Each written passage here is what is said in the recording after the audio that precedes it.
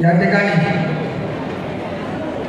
आमचे मामा देवरामजी लांडे साहेब यांच्या अभिष्टचिंतन सोहळ्यानिमित्तानं जमलेल्या सर्व समाज बांधवांचा मी मनापासून पहिल्यांदा धन्यवाद मानतो।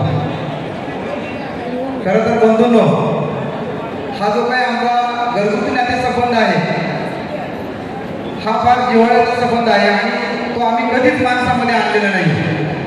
त्यांचे मोठे चिरंजीव दीपक आणि धाकटे चिरंजीव अमोल त्यांचे आणि आमचे अत्यंत घरगुती संबंधांच्या पलीकडं एक मैत्रीपूर्ण असे संबंध आहेत आणि म्हणून निश्चितच हे लांडे परिवार आपल्या सर्वांनीच सांगितलं एक चांगल्या पद्धतीनं आज अमोल भाऊ आणि दीपक हे दोघेही इंजिनियर आहेत। एक सुशिक्षित असा हा परिवार आहे।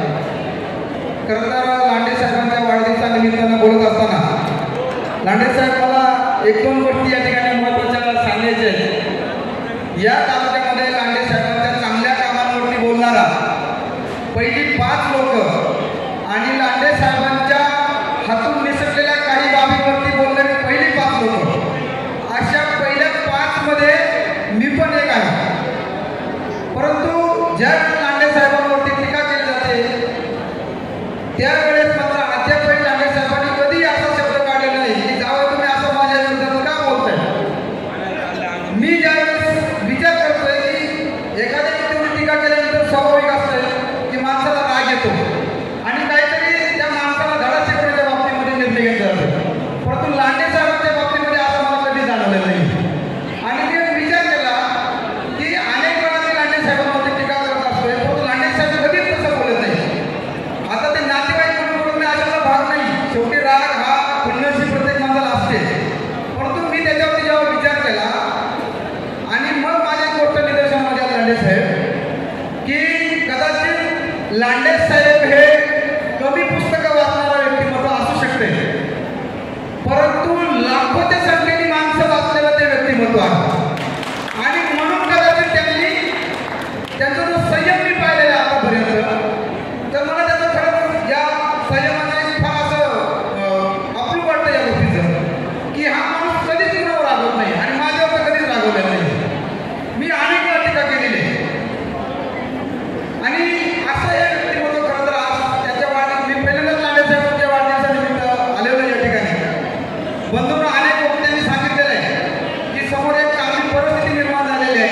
मगाशी या तालुक्याचे आमदार या ठिकाणी अमित बेनके यांनी फोनवरती शुभेच्छा देताना अनेक बाबी त्या ठिकाणी मांडलेल्या आहेत परंतु त्या निमित्तानं मी या ठिकाणी एक गोष्ट व्यक्त करतोय लांडे साहेब की सगळ्याच राजकीय पक्ष शुभेच्छा देऊन गेले तुम्ही आमदार व्हा तुम्ही सगळं व्हा बोलून नाही गेलेले आहेत परंतु माझ्या या सगळ्याच लोकांना विनंती आहे की आतापर्यंत या 65 गावामध्ये जवळजवळ 1,03,000पेक्षा जास्त लोक आदिवासी राहत आहेत।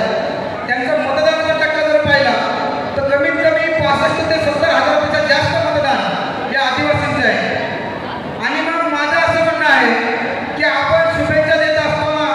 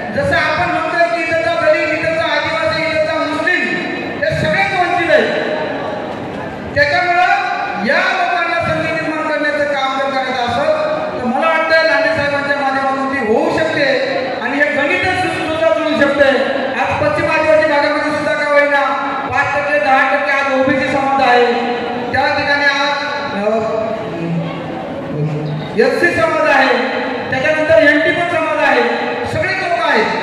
बरं मी काय म्हणतोय की प्रत्येक राज्यातून जे काही प्रस्थापित पक्ष आहेत या प्रस्थापित पक्षांनी या लोकांना वंचित कितीतरी ठेवायचं आहे, कधीतरी संधी निर्माण केली पाहिजे.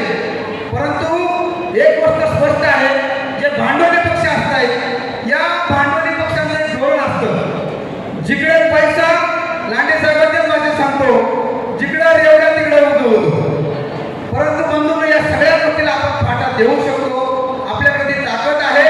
आज नवीन पिढी लांडे साहेब तुमच्या पाठीमागे उभी राहते. मला वाटतं आजची जर संधी आपण गमावली आणि आपण जर या ठिकाणी आदिवासी माणसाला संधी दिली नाही तर कायमच्या इथून पुढे आपण पुन्हा वंचित राहू शकतोय, हे मला या ठिकाणी ठाम लावून सांगायचं आहे. राहिलं लांडे साहेबांच्या बाबतीत बोलायचं तर अनेक प्रसंगामध्ये ते सोबत आहे. म्हणजे कुणाचं काय आडलं, कुणाचं काही पैसे बुडवले ह्याच्या बाबतीत आपण सातत्याने पाहतच आहोत. परंतु धोरणात्मक मुद्द्यांवरती सुद्धा ज्यावेळेस पाठीमागे पडकायचा मुद्दा निघाला लांडे साहेब तुम्ही आले होते वाड्याला. या जुन्नर तालुक्यातून जवळजवळ 17 गाड्या आपण घेऊन त्या ठिकाणी गेलो होतो. लांडे